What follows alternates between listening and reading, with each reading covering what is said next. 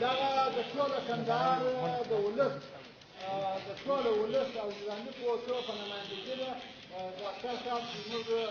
ډېر نازولي مېلمه دي کندهار ته راغلي دي او ډېر کندهاري دي داسې نه دی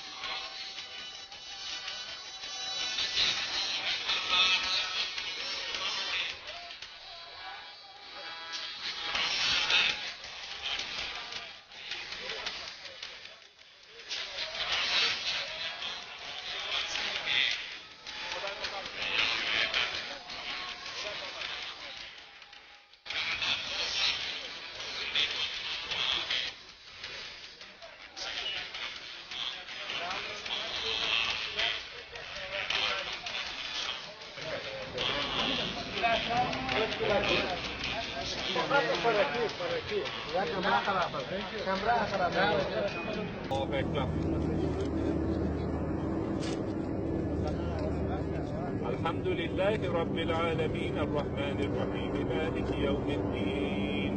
إياك نعبد وإياك نستعين اهدنا الصراط المستقيم